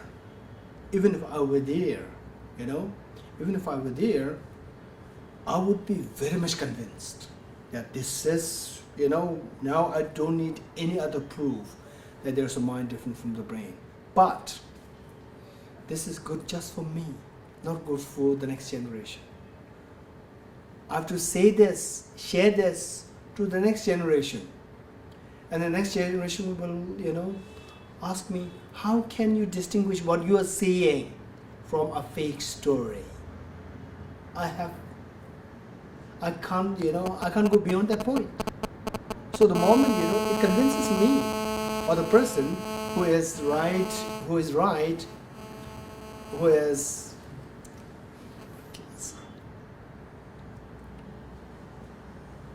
sorry. No problem. Okay, shall we begin? Yeah. Yeah. Okay, so the moment I pass it to the next generation, they have not seen that, right? It is, for them, it is hearsay. Even if I document them, but then the documents can be done in any way, the fake ones, even though sometimes the fake ones could be seen as more true than the real ones. No, it doesn't help, from my point of view. But for me, the person who is on the spot there, who have witnessed both the situation, this, the event in the flow, the person in the OT, operation theater, with the brain, all these things not functioning, and then after 6 hours, getting up, and then he's saying everything so accurate. For me, it's such a convincing thing. I don't need any other proof. This is good enough. But then, it's not just a matter of whether one person is helped.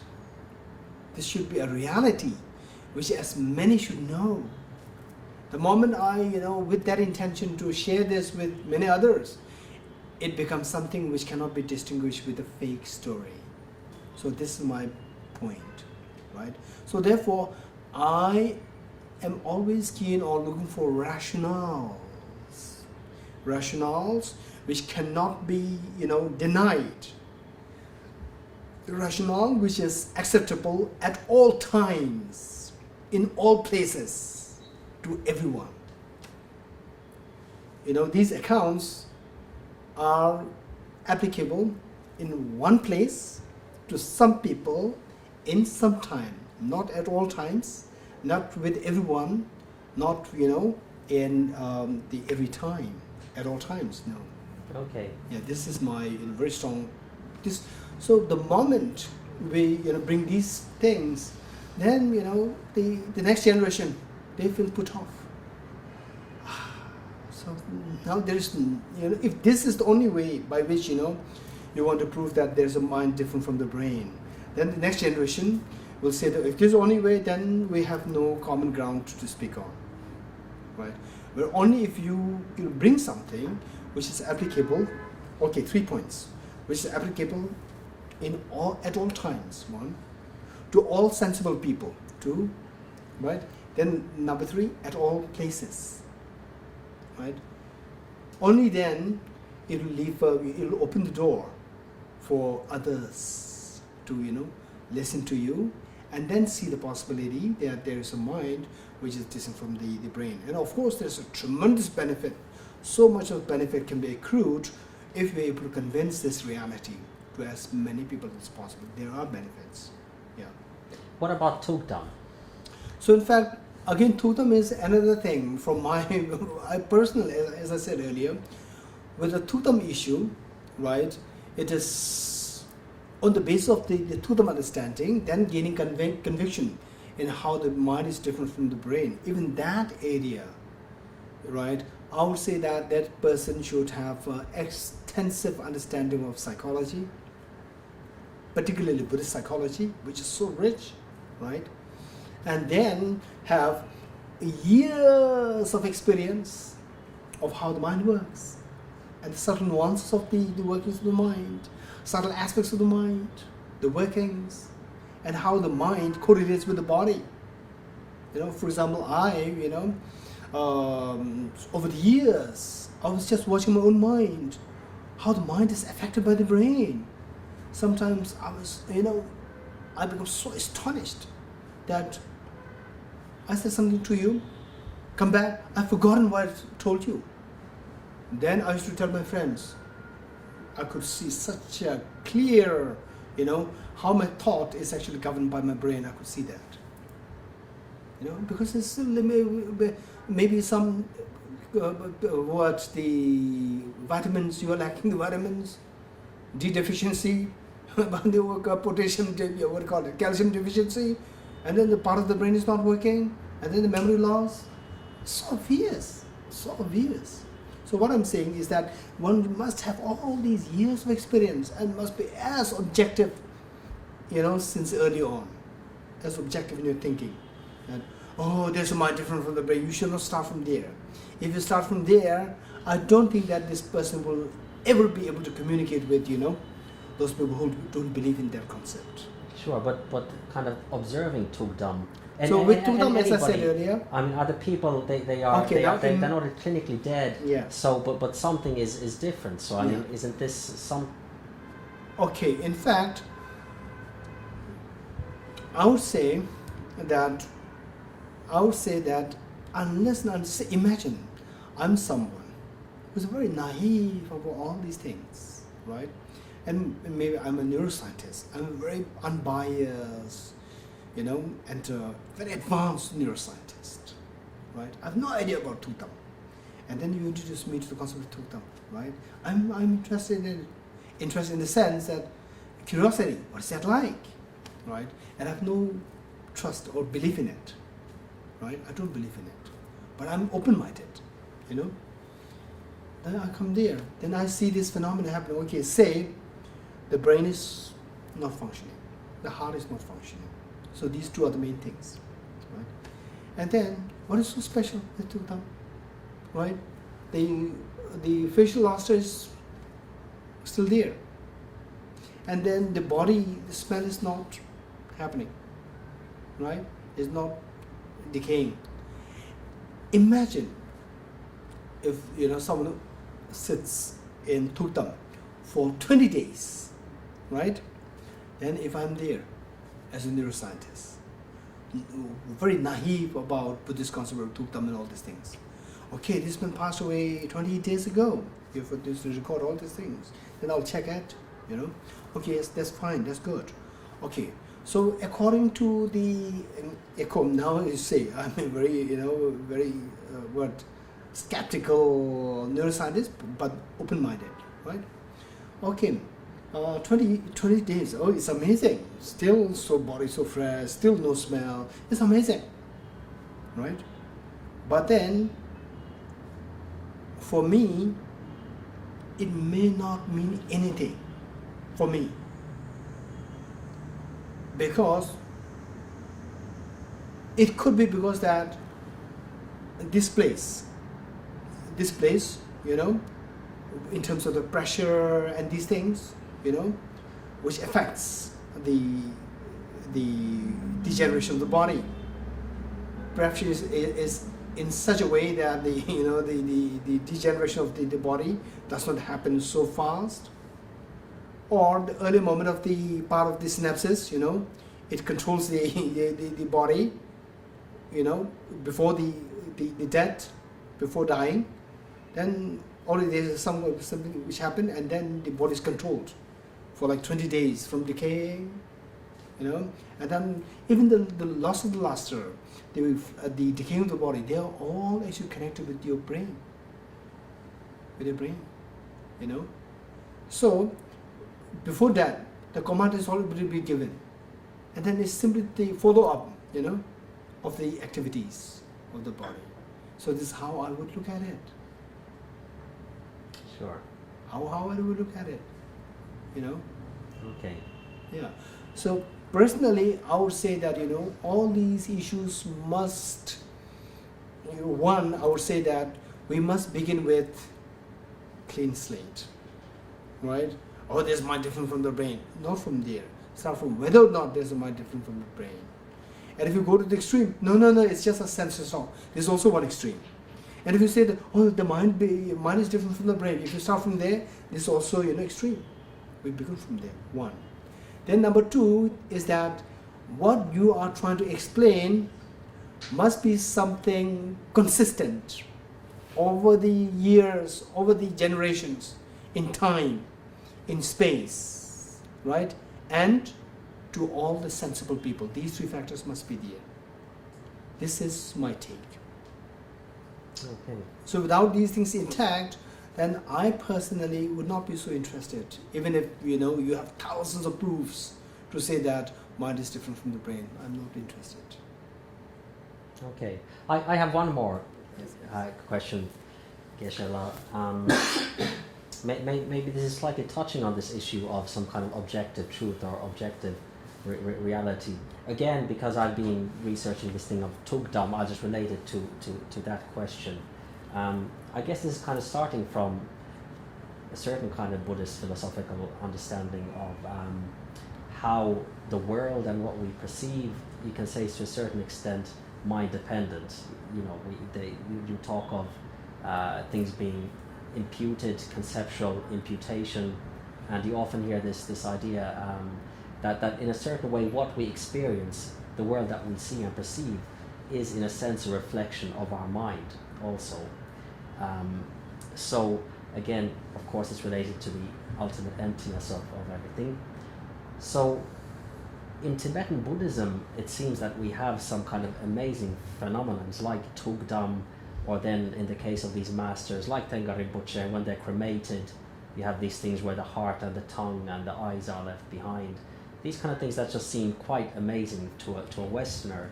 So then taking this first kind of philosophical understanding, could it be that something like Tukdam or these kind of relic phenomenon, these only appear to Tibetan Buddhists, people who have been, you know, who have been ingrained with these kind of ideas and these kind of beliefs to a very deep degree, I mean even to an unconscious degree.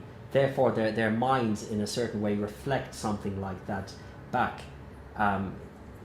The question then is, could something like Tukdam be just, you know, appearing in a certain kind of Tibetan Buddhist world? It wouldn't be universally, you know, this kind of idea that of kind of making reality in a certain way, the kind of mind that you have makes reality, which makes then the idea of some kind of objective truth very problematic. Exactly. Could Tukdam and these kind of even more extreme, these kind of relic phenomena, could they be explained in this way?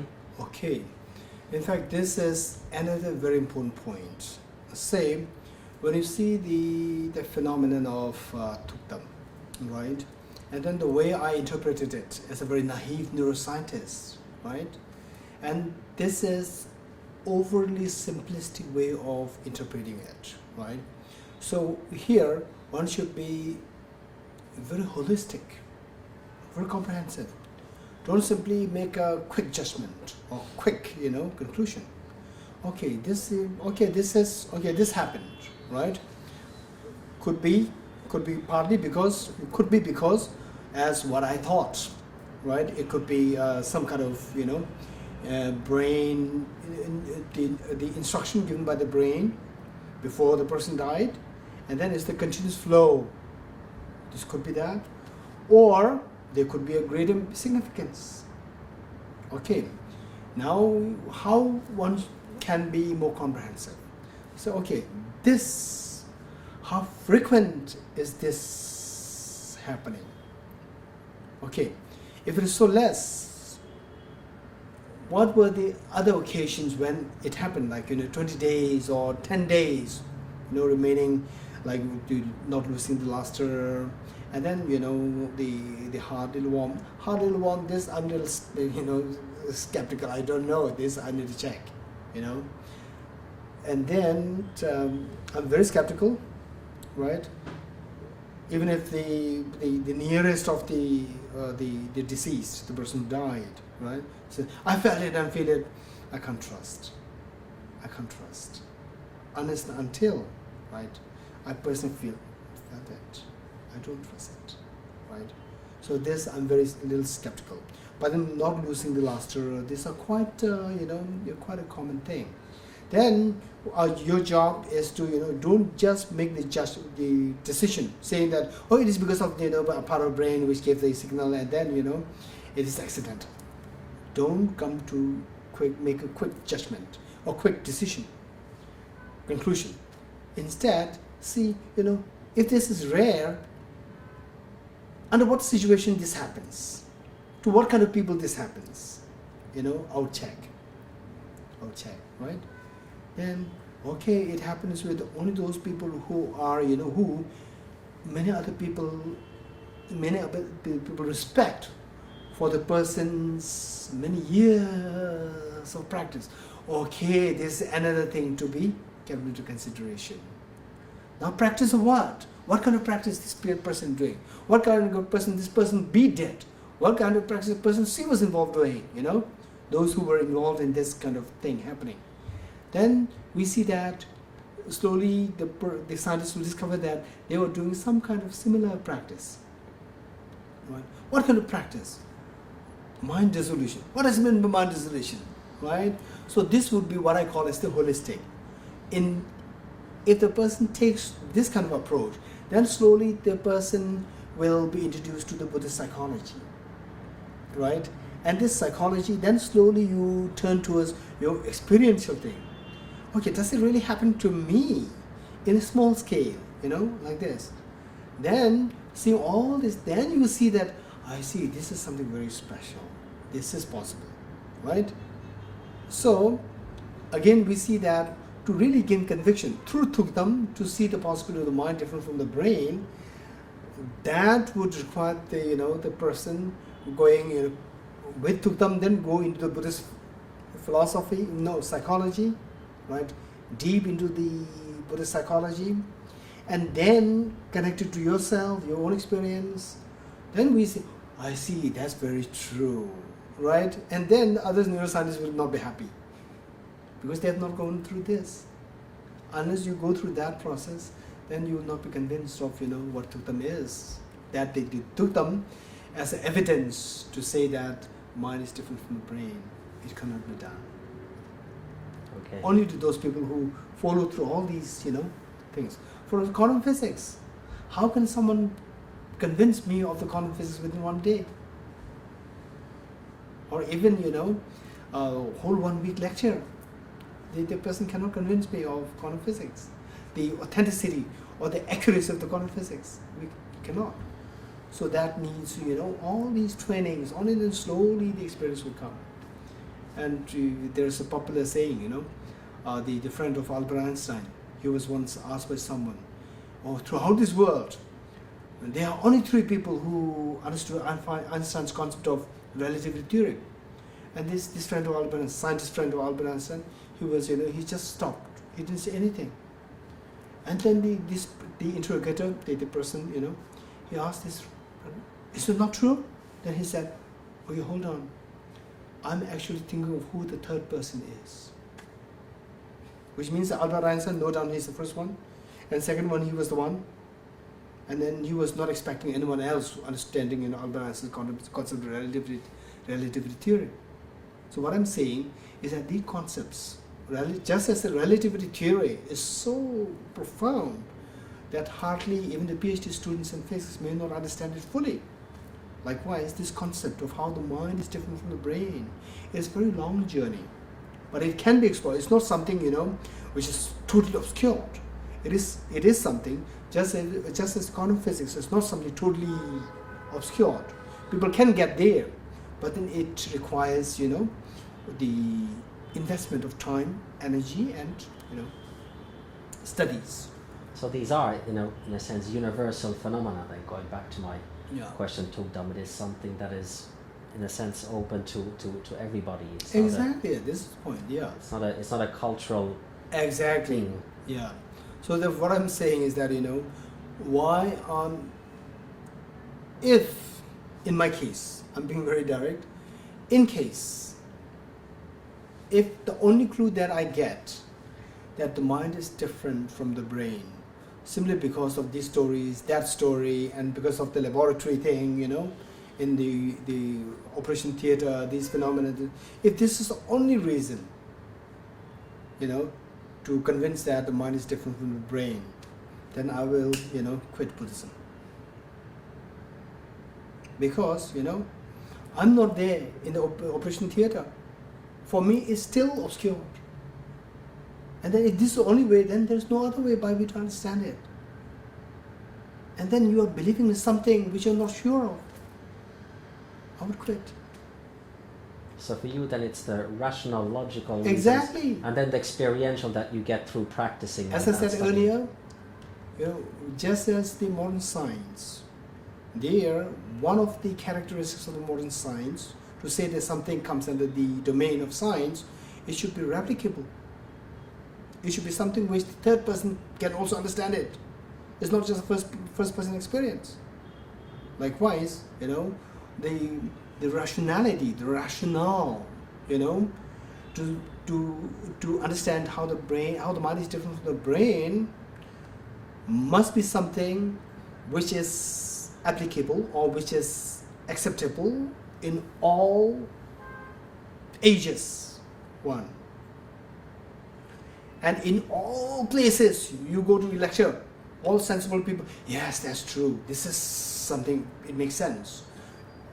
Everywhere too. And it must be understandable by all the sensible people, intelligent, sensible people. Right? Only when these three are, qualified, then I'll be happy. This should be my approach. Other than that, so therefore this material is so less. This material is so less. Either you tell stories or you tell about the operation theaters, these things. Other than that, the real matter is so less. This is a very sad thing, So I rather prefer to have some kind of material which, points to the points, very prominent points, which all sensible, intelligent people can understand. I see, irrespective of what tradition you are following, what the system you are following, irrespective of that, someone open-minded, someone who is open-minded, reason, oh, that makes sense, one, and then wherever, in any place, and then at all times, these three must be there. Okay. Yeah. Very good. I think I don't really have any more questions. Is there anything else that you would like to add? Okay. Now another thing. Now with all these as background, I would say good Buddhist philosophers and logicians, Western, initially, trained in the Tibetan Buddhism. Trained in the traditional Tibetan Buddhism, they become very good. Some of them, I was really, just taken aback. No one can prove that the mind, the mind exists as different from the brain. couldn't believe my eyes, you know. So it's just like more a assumption in a way. An assumption, yeah. And then, you know, because I was in the process of doing that, working on that. I then told him, how do you know that, you know? No one will prove it. And no paper has come out. You have not seen any paper now, right? It doesn't mean that, you know, no one can prove it. He said, yes. So then he thought that, oh, this person is very strong. Yeah. It's too much, you know, because, you know, such material is not there. This is a very sad point. Yeah. Okay. Mika, how are you? Okay. So if you could, you know, give us a copy of this, then we can put it up on the Tibet House website. And we can put it up on the YouTube. Yeah, I think that should be possible. Yeah. Maybe we can, if there's something more you wanted to say, we can talk about that after. Yeah. Okay. Now the next part is, with all these backgrounds, you know, with philosophy, psychology, and experience, rationale, and all these things combined together as the background, then the next part is what His Holiness the Dalai Lama says. He points to a very important point, and this is again another, you know, point or matter which we should take it very seriously. That I say my body, I say me, what I call is me. I'm made of the physical body, one, and then whether you know you accept the mind as different from the brain or whatever, still I do have one phenomena which I experience and no one else experience. You know, whether you call that as different from the brain or same with the brain, whatever, it doesn't matter. So there is this element, and then this body that I have, there's a starting point, there's an end point. The starting point is the point when I was first conceived in my mother's womb. The end point is when I die. And then the body is cremated or buried or whatever. Then, you know, it cremated, then it turns into smoke and ashes, and then, you know, ashes are thrown, the plants is sucked it up, and then again it becomes, you know, very fresh apples, right? So it's the end of my body. But in terms of the substance, right, there is this, the atoms. So the atoms which constitute my body may not remain remain, you know, at all times as the atoms which constitute my body. Sometimes it can turn out as atoms which constitute the ashes, and other times it can turn out to be, you know, when it is sucked by the plants, then the atoms which constitute the plants. Other times it could turn out to be the atoms which constitute the apples, right? So then if you go back in time, right, when not my body but the atoms which constitute my body, when did it start? It is never the case that, you know, at one point there's nothing there, and from there all of a sudden out of blue the atoms came up. No, either in the form of energy or in the form of matter, you know, somehow one of these two, continuously you can track it back. And if the beginning of the universe is the Big Bang, if it is not too sure as yet. If it is, then it can be trackable to that point, right?